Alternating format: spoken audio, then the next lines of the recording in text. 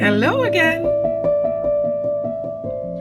Well, this is part of the video I showed you last week, and it's the Christmas table I used in the golden room box.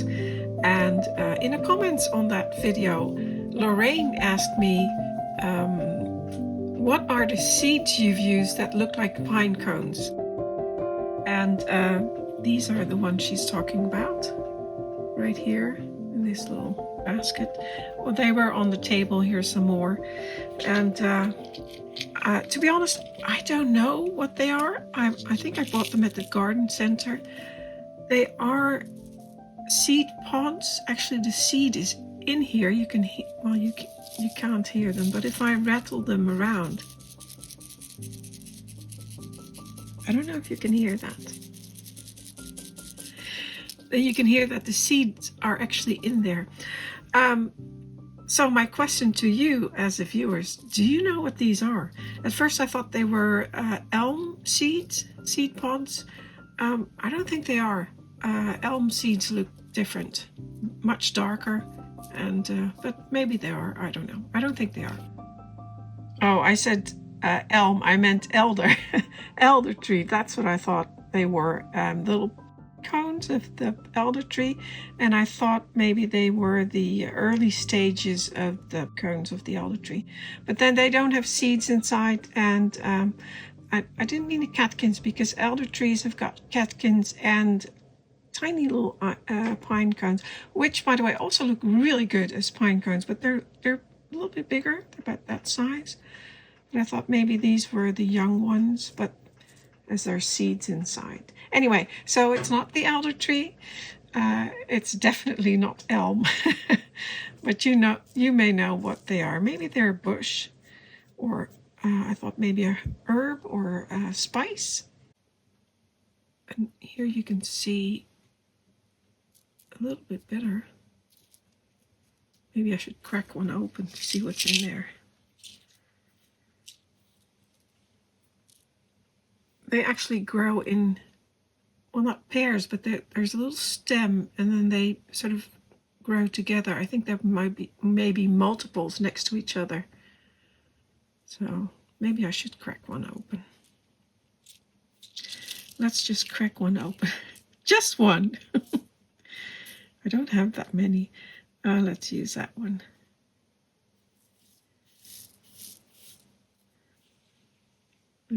Actually, there's a hammer right there. Let's see. There you go. There's the seed. So it is a seed pod of some sort. That's the seed. So if you know what it is, please let us know in the comments. And they look great as pine cones in for table decorations or Christmas wreaths or something like that. I'd love to know. What are these?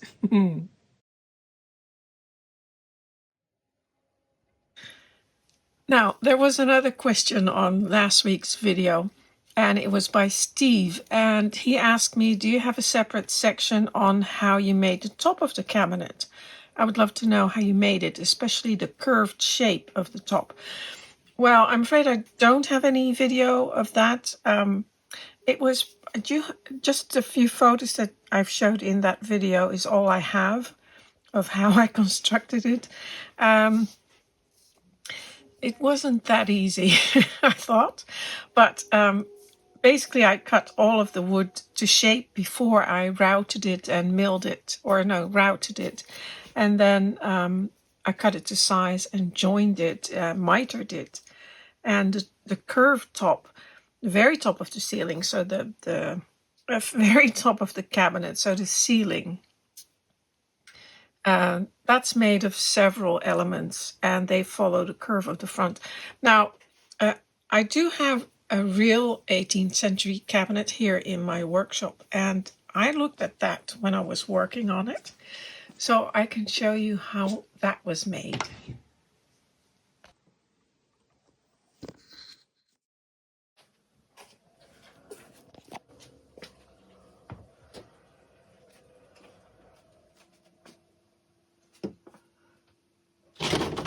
turn on the light.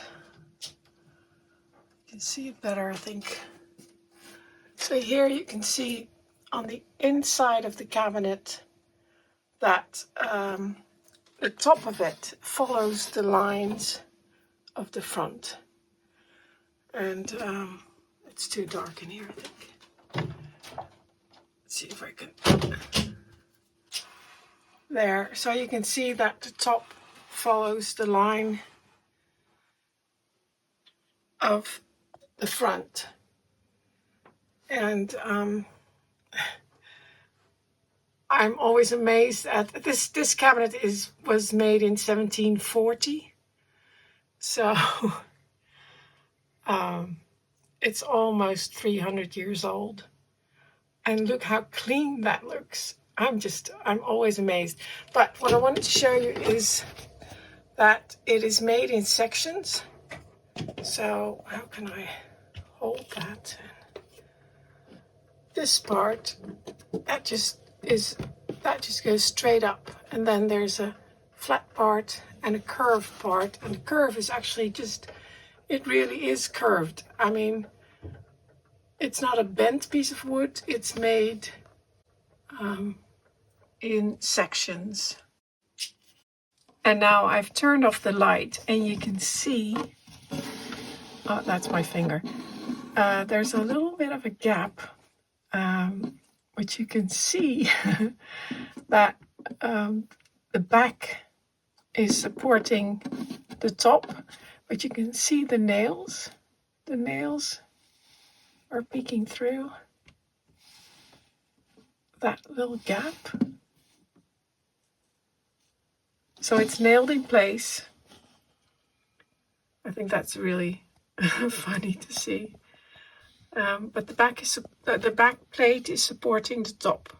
And that's a pretty thick piece of wood. I mean, I'd say a centimeter thick, maybe even a little bit thicker. So it's strong. Go back to the top. It's very hard for me to film here because I'm standing on a step ladder and I'm really reaching towards the back. Don't look at the dust. But you can see the nail holes and you can see how thick that bit of wood is that's underneath there. I mean, this is a heavy cabinet. That's all nailed into place. And that's how I did it on the, well, I didn't nail it. I just, I glued it on, but I used the same system. So if I look at the top, here you can see there's the edge of the front. And then on the top it looks like that. It's crown molding and some flat pieces of wood. I mean, it's built up like to construct what you're seeing here. And here you can see the very top. So let's say it's the ceiling. There's a little bit of damage, but other than that, it's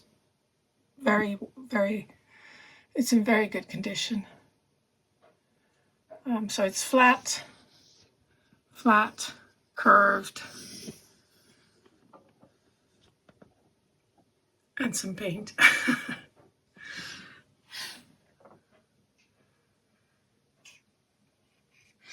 And as for the hinges, they're quite simply made. So they're pin hinges. So there's one part in the door which has a pin in there, and then there's a round piece into which the pin sits, and that's the hole. And there's one at the bottom as well. And that's all. So there's a bit of veneer missing here, corner. I still have the piece, so it just has to be put back into place. But here, oh, here you can really see the hinge. And I made that for the miniature cabinet as well. I'll see if I can find the video from that. A lot of my photos and videos from the time that I was making this cabinet have gone missing, but I just remembered that I still have some of it on my Instagram. So here's a video of when I was making the cabinet. And here you can see the top. And you can see that it is exactly as I made it. I made it exactly as it is on the real cabinet.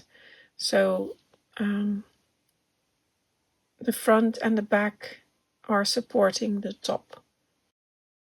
And here's another photo or video that had gone missing. This is when I'm making the hinges, and Catherine did help. She said it's getting a bit hot. It was getting a little bit hot, or a lot hot. But it did work. That was a test hinge, and that was before I cleaned them up. And here, I think it's over here somewhere. Yeah.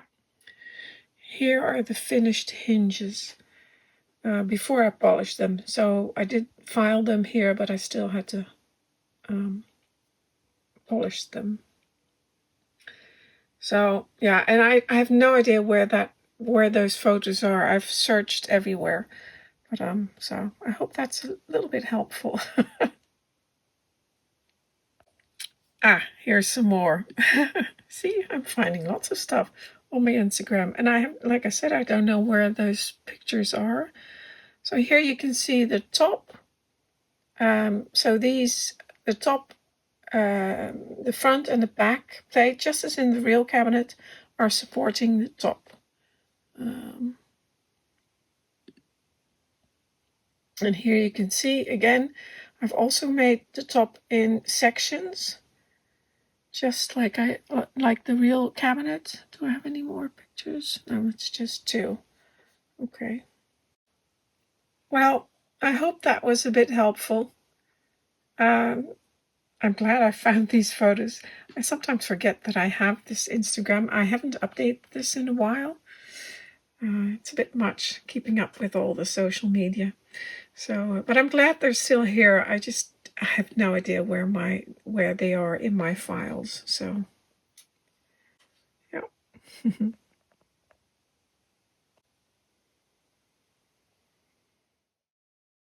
Now, I know a lot of you get gifts around this time of year. I also got a gift. I got this wonderful book. It's an older book. It's from 1985. And it's called Puppenküche und Puppenherd, of Herd.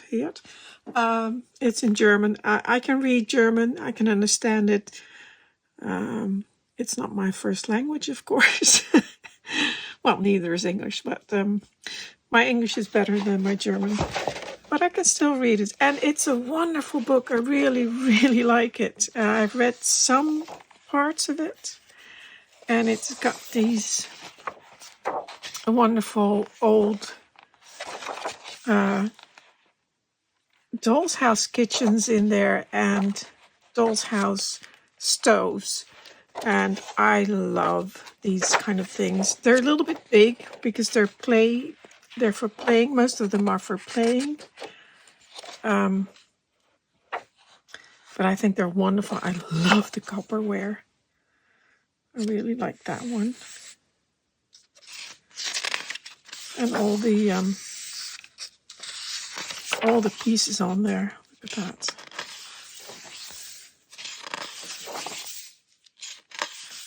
So wonderful. So there's a whole collection, and there's some explanations about that these were actually made for playing and learning.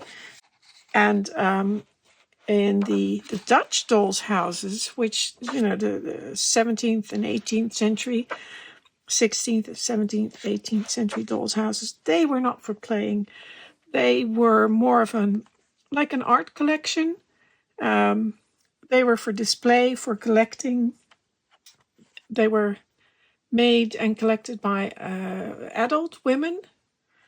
And definitely not for playing with.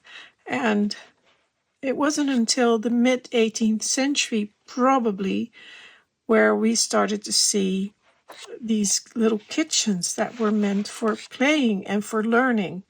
And they were a little bit bigger. And there's loads of them in there. And I just, like I said, I love the copperware. This one.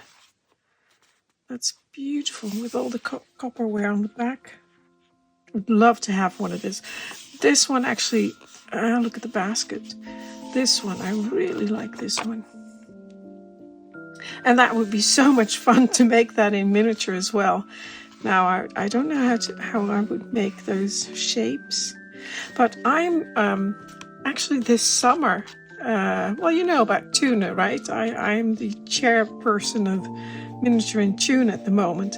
And Miniature in Tune is a summer school, and there's some classes. They teach miniature classes. And I'm going to be taking a class learning how to make copper pots, which is taught there this summer. So I will be making some of those. And I'm really looking forward to that. You know I love copper. You've seen my kitchen probably with all the copperware. And I think it would be great to be able to make that myself. Now this, I also really like that one. This one, that's a Dutch one. I think that's a really great idea. And oh, this one's beautiful too. But anyway, yeah, this was my gift, or a gift that I was given. And I really like it. Yeah, lots of inspiration there. And I hope you had a lovely few days if you celebrated Christmas. Not everyone does, of course.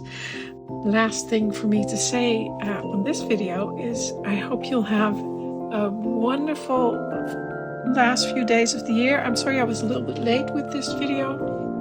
I was busy doing some other things. You know how it goes with Christmas. A lot of work in the kitchen, cooking and baking and lots of other stuff to do. So I didn't have time to make a video. I would like to wish you the very best for 2024. And I hope to see you next week. Until next time. Happy New Year!